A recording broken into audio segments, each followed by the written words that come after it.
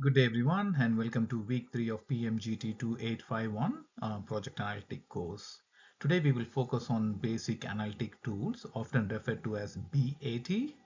These tools form the foundation of data analysis in project environments. Before organizations start using advanced analytics such as machine learning, artificial intelligence, or predictive modeling, they first rely on basic analytical tools to organize and understand data. In project management today, data plays a very critical role. Organizations generate enormous volumes of data from project schedule, cost reports, procurement systems, risk registers, stakeholders, and communications. However, data alone does not produce insight. I've told this numerous times. We need analytical tools to interpret that information and turn into knowledge that supports decision making. For example, in a construction project, project managers may collect cost data, labor hours, supplier invoices, and progress report. Without structured analysis, this data can be overwhelming. Analytic tools always use to organize the data, identify patterns, detect anomalies, and make better decisions. In modern project environments, even simple tools like list, tables, charts can reveal powerful insights. These tools are particularly useful in the early stages of analysis when we are trying to understand the structure of data.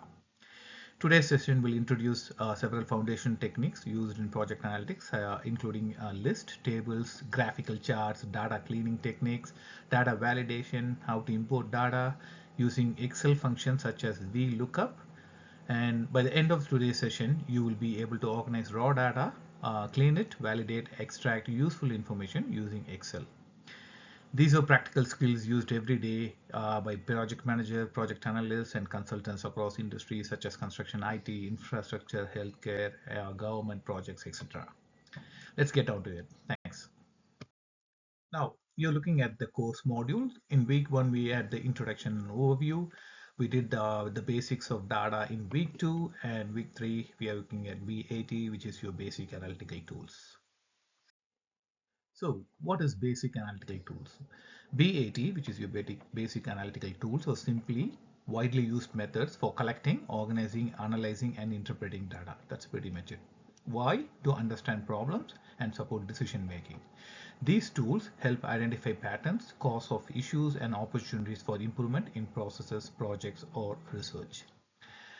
As the philosopher Alfred North Whitehead once said, it requires a very unusual mind to understand the analysis of obvious.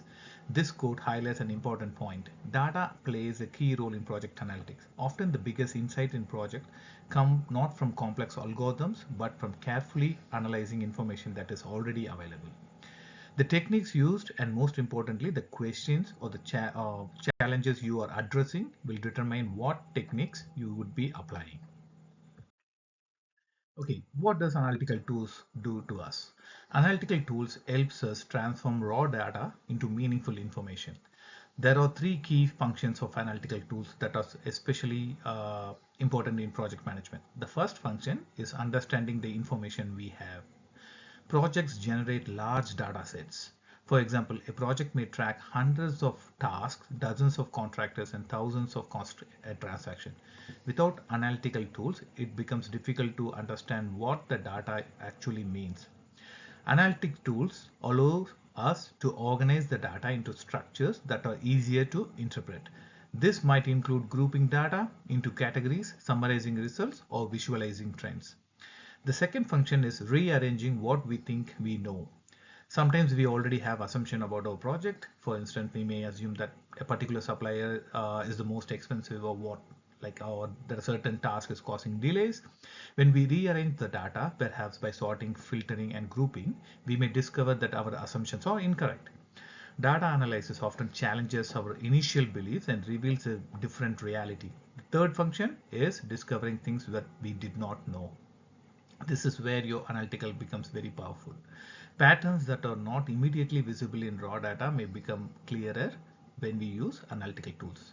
Let's take an example. A project manager might discover that most budget overruns occur during procurement phase, or a software development project may reveal the most defects occur in specific modules, or a construction project may identify a subcontractor whose delays consistently affect the schedule. These discovery allow organization to make decision or evidence-based decision rather than relying on intuition alone. In recent years, analytics have become even more important because projects increasingly operate in data-driven environment. Organizations now expect project managers to interpret data, not just manage schedule and teams. That is why learning those fundamentals analytical tool is quite important. Okay, now let's see what are the BAT we have. The first one we have is a list. A list is simply a collection of items or pieces of information. While this may sound basic, lists are extremely powerful because they help us organize information before deeper analysis begin. In analytics, we typically distinguish between two types of list. As you can see in the slide, unordered list and ordered list. An unordered list is simply a group of items within any particular structure. For example, you see the examples there, the fruit, ice cream, vegetable, pizza, steak. This list contains useful information, but it does not provide any insight. The items are simply grounded, now grouped together. Now consider an ordered list on your right side. In an ordered list, items are arranged according to specific rules. For example, if we sort the food list by popularity among customers, the order might change to ice cream, steak, pizza, fruit, and vegetable. Now the list communicates more information. The ordering provides you the insight. Similarly, in project management, you can have the table format, which have all your deliverables, such as your business case, requirements, document, success criteria, or your KPIs. But you also have to define in a way that it's budget or schedule or the forecast. So those are the project management element. So in project management, lists are used in many contexts. As you can see, there are list tasks, there are risk registers, stakeholders, engagement or procurement items, issues, log, risk, and so on and so forth. For example, a risk register may initially be a simple list of possible risks. However, when we organize the list by risk probability or impact, it becomes a valuable decision making. As you can see in your table slide, where you can see the green, yellow, and red, where that becomes showing you during the schedule the engagement plan is much more important, or forecasting stakeholders engagement is much more important. Success criteria at the budget level is really good. Work structure, work breakdown structure at the budget and forecast looking pretty good. So it gives you different insights.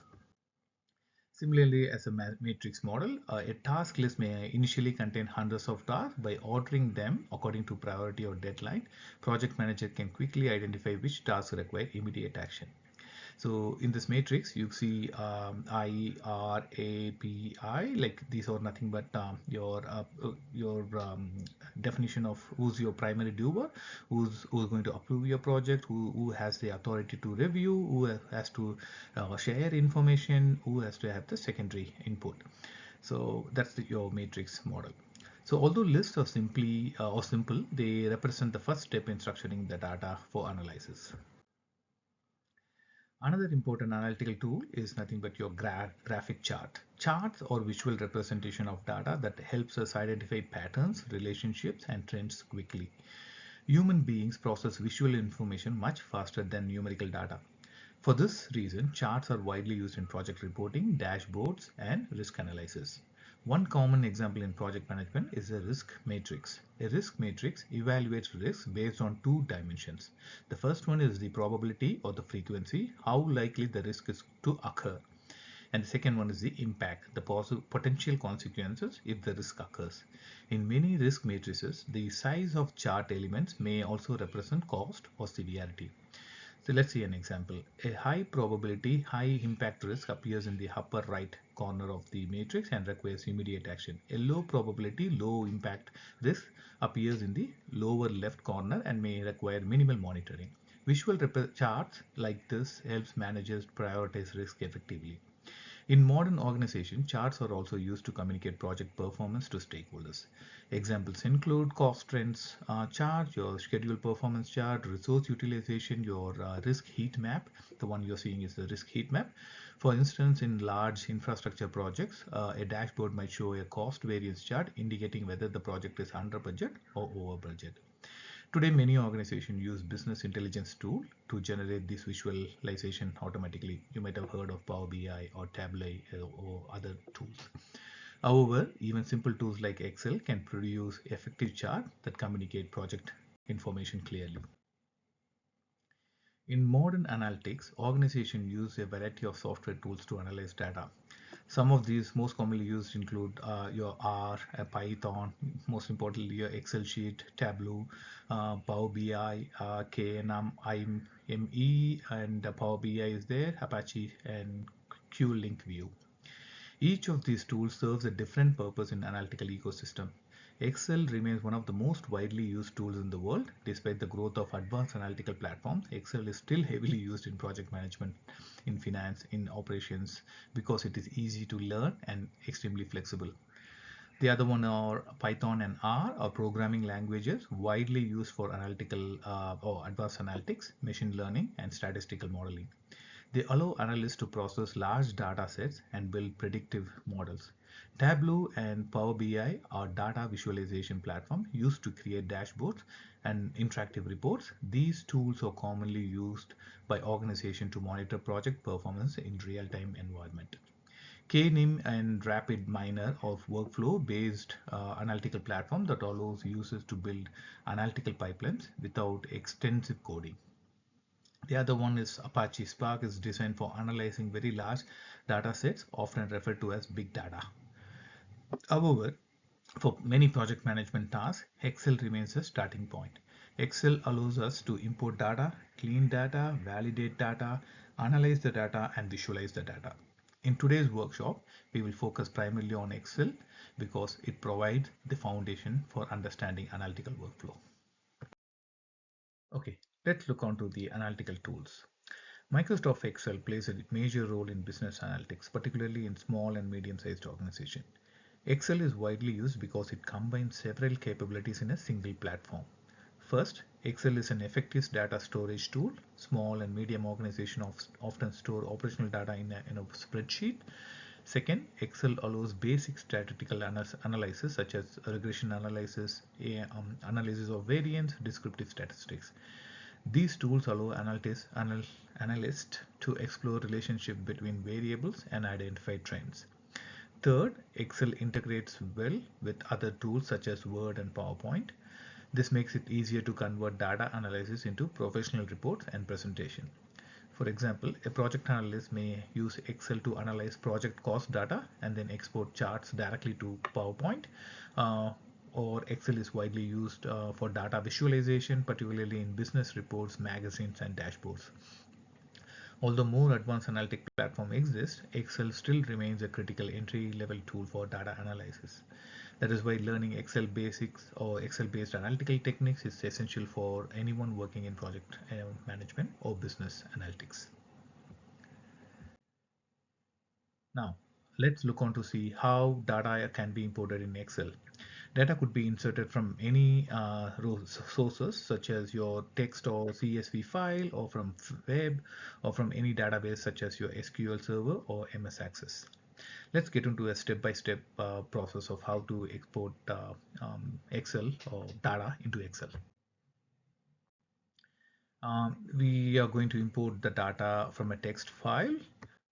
Let's look on to how do we do that. Okay, let me get into the exercise. First, import data from text file, which is going to be a step-by-step process. First, you go to download the file sample underscore data underscore week3 dot text from Canvas, and open the Microsoft Excel, and you go to create a new blank workbook. Your step 4 is nothing but go to the data tab, and the step 5 is click from text CSV and locate the downloaded sample underscore data underscore week3 text file, which is supposed to be in your downloaded folder, and click import. The next step is to Excel will preview the data. Just like you see the number 8, it will preview the data there. And then the next step is to choose the delimiter that separates the data. Common delimiters include comma, tab, semicolon, and your final step is nothing but to confirm the preview looks correct, and your final step is to click load. The data will now appear in Excel as a structured table. Now let's see how to clean the data. So the cleaning of data functions in Excel are to remove duplicates and to validate the data. Let's insert data, which is again your sample underscore data underscore week 3 file, and let's clean it up. Okay, let's see how to remove duplicates. The first step you do is to select the entire data set. So now go to your data tab, you see on number 2, and click remove duplicates. The step 4 is to select the columns Excel should evaluate. You got to select your column, which one you need to evaluate. The next step is your step 5 is to click OK. Excel will remove any duplicate rows and show a summary of result. So if you look at the number 1 is nothing but you look at the data, then select remove duplication, and then step 3 is to look at the data has headers, and then click 4, and then on step 5 you got to click OK. Excel will remove all duplicate rows and show your summary results.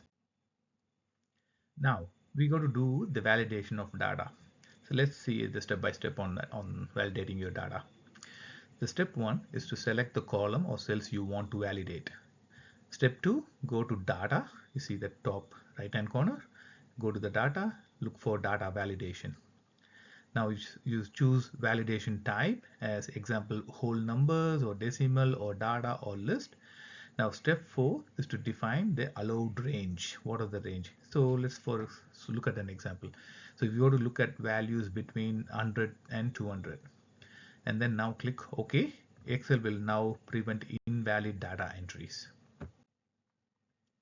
You look at number 6, you're going to click the data validation, and it's nothing but in the setting tab, and the dialog follows choose the validation type, which is your whole number, and the data is defined conditions between 100 and 200, and circle all the invalid data. This is how you see your validation of Excel. Now let's look at VLOOKUP. Okay, first of all, we need to know what VLOOKUP is. VLOOKUP is nothing but vertical lookup. Is a function in Microsoft Excel used to search for a value in the first column of a table and return a corresponding value from another column in the same row. Let it be clear. VLOOK, vertical lookup, is a function in Excel used to search for a value in the first column of a table and return a corresponding value from another column in the same row. It is commonly used to retrieve data from large tables automatically instead of searching manually. What is the basic concept of VLOOK? VLOOK works vertically, meaning it searches down the first column of a table until it finds a match, then returns the information from another column. For example, if you have a table of employee IDs and salaries, VLOOKUP can find the salary for a specific employee ID. VLOOKUP syntax is nothing but VLOOKUP open bracket lookup underscore value comma table underscore array comma column underscore index underscore num, and then you got to have the range of lookup. What is the explanation of the arguments? Parameter meaning lookup underscore value, the value you want to search for table array. The table contains a data call underscore index underscore num, and the column number from which the return of result range underscore lookup true approximately or false with an exact match. That's what you use your VLOOKUP. So what is the practical use of it? VLOOKUP is commonly used to retrieve product prices, match employee information, and look up student grades, find project cost. That's pretty much it. Let's see the step by step of doing how to do the VLOOKUP. So for example, if you can open the Excel file sample underscore data underscore week 3 and create a new worksheet called sheet 2, identify the lookup value in column A. Step 4, use the formula VLOOKUP open bracket A2 comma sample underscore data underscore week 3 comma 2 comma false. What's the explanation? A2 is nothing but lookup value.